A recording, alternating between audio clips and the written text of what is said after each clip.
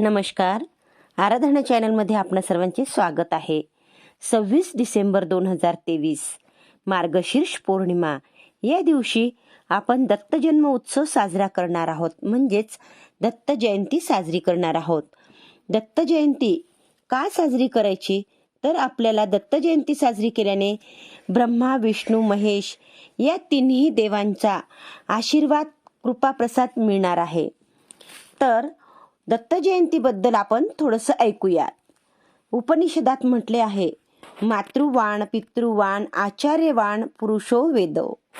ज्याला योग्य आई, बाप आणि गुरु मिळतात त्याला श्रेष्ठ ज्ञान प्राप्त होते.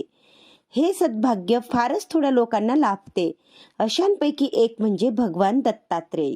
अत्री ऋषी व महासती अनसुया ह्यांचे ते पुत्र. अत्री म्हणजे त्रिगुणातील आणि अनसुया म्हणजे असूया रहित. सत्व, रज व तम या 3 गुणात रममान न होता तिन्ही गुणांना जो स्वेच्छेने खेळवू शकतो तो अत्री.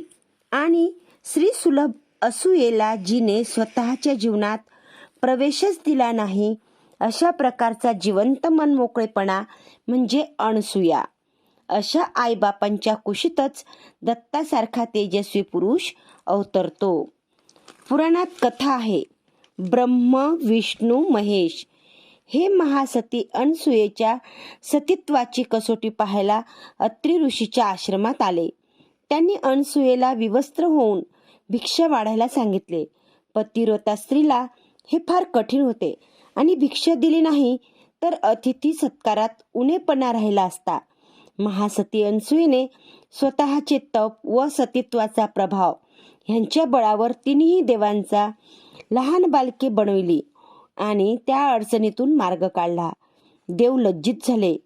देव पत्न्यांच्या विनवणीवरून अनसुयेने त्यांचे पती त्यांना मूळ स्वरूपात परत केले.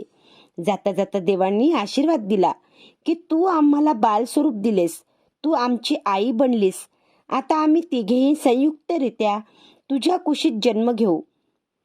देवांच्या ह्या आशीर्वादाने त्यांच्या संयुक्त अंश रूपात जन्मलेले बालक म्हणजेच दत्त. उपरोक्त प्रसंगातील पौराणिकता वजा केली तर ब्रह्मा, विष्णू व महेश ह्यांच्यासारख्या 3 प्रभावी शक्ती बाल सहज कुतूहलाने अत्री व अनसुयेच्या आश्रमात चालत आलेले अविरत कर्मयोगाची धारा पाहण्यासाठी आल्या होत्या. अनसुयेने अतिशय मोकळ्या मनाने त्यांना आश्रमाची कार्यपरंपरा दाखविली. ते सर्व पाहून आश्चर्यचकित व प्रभावित झालेल्या देवांनी तेथेच राहायचे निश्चित केले. हेच कार्य महान आहे व स्वतःच्या शक्तीचा अंश ह्याच्यातच खर्च केला पाहिजे असे त्यांना वाटले. त्यांच्या ह्या भावनांचे जिवंत स्वरूप म्हणजे दत्त. शिवाय ह्याप्रमाणे समाजात प्रभू कार्य करू इच्छिणाऱ्याला समाजाच्या संपूर्ण परिस्थितीचे किंवा समस्यांचे स्पष्ट ज्ञान असले पाहिजे. त्याच्या दृष्टीने काही लपलेले असता कामा नये. ईश कृपेने प्राप्त झालेल्या या बालकाला अत्री ऋषीने प्रभू कार्यार्थ अर्पण केले. सांस्कृतिक कार्याला दिलेले म्हणून त्यांचे नाव दत्त पडले. अत्रीचा पुत्र म्हणून तो आत्रेय हे दोन्ही शब्द जोडून त्याला दत्तात्रेय म्हणू लागले. दत्ताचे स्वरूप संस्कृतीच्या महान कार्याचे प्रतीक आहे. कोणत्याही महान कार्याला साकार करण्याची तळमळीची इच्छा बाळगणाऱ्या कर्मवीराजवळ ब्रह्मा, विष्णू व महेश ह्यांची सर्जक, पोषक तशीच संहारक प्रतिभा असली पाहिजे. नित्य नूतन शक्ती, संपत्ती किंवा सद्विचार ह्यांचा अविरत प्रवाह कार्यात वाहत राहिला पाहिजे. नाहीतर कार्याचे उत्कृष्ट सर्जन झाले असे मानले जात नाही. नवे नवे विचार आणि प्रेरणा देण्याची तसेच नवे नवे प्रयोग करण्याची आगळी सर्जक प्रतिभा कार्यप्रमुखाजवळ असली पाहिजे. त्याचप्रमाणे कार्याचे नित्यपोषण होत राहावे यासाठी कार्यरत झालेल्या लोकांवर प्रेमाची पकड बसवणाऱ्या विष्णूचा प्रेम प्रवाह देखील त्याच्याजवळ वाहता असला पाहिजे. विसर्जन व सर्जन मिळूनच श्रेष्ठ नवसर्जन होते. ह्या दृष्टीने पाहता शंकराची संहार शक्ती देखील त्याने आत्मसात केली पाहिजे. सद्विचारांचे सर्जन, सत्प्रवृत्तीचे पोषण आणि दुर्गुण, दुर्वृत्ती व दुर्विचार यांचा संहार करण्याची त्रिमुखी प्रतिभा ज्याच्याकडे आहे तोच महान कार्याचा प्रवर्तक बनू शकतो. दत्तात्रेयाच्या हातात कमंडलू, माळा, शंख, चक्र, त्रिशूळ व डमरू आहे. ही 6 प्रतीके देखील विशिष्ट अर्थाची सूचक आहे. कमंडलू व माळा ब्रह्माची आहे, शंख व चक्र विष्णूचे आहे, तर त्रिशूळ व डमरू भगवान शंकराचे आहेत. ब्रह्मा हा निर्माता देव आहे. त्याच्या हातात कमंडलू व माळ आहे. कमंडलूमध्ये पाणी असते. पाणी म्हणजेच जीवन. अशा दृष्टीने पाहता आपले प्रत्येक सर्जन प्राणवान झाले पाहिजे. मग ते मानव सर्जन असो, शिल्प सर्जन असो, चित्रकला असो, नृत्यकला असो, संगीत गायन असो किंवा साहित्य कृती असो. कोणतीही निर्मिती प्राणवान केव्हा होते? जेव्हा तिच्या पाठीमागे भक्ती असते तेव्हा.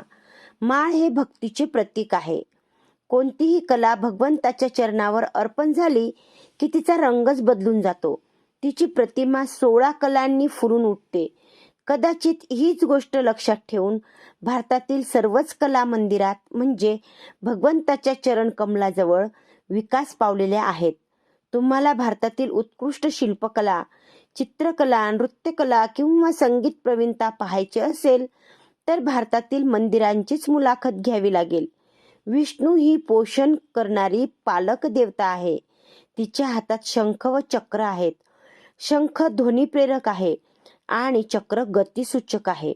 कार्याचे पालन करू इच्छिणारा कार्यप्रमुख समग्र कार्यक्षेत्रात चक्राप्रमाणे फिरता असला पाहिजे. असाच शंखाप्रमाणे तेजस्वी विचारांचा उद्घोष करून त्याने अन्य कार्यकर्त्यांचा उत्साह वाढविला पाहिजे. शंकर हा संहारक देव आहे.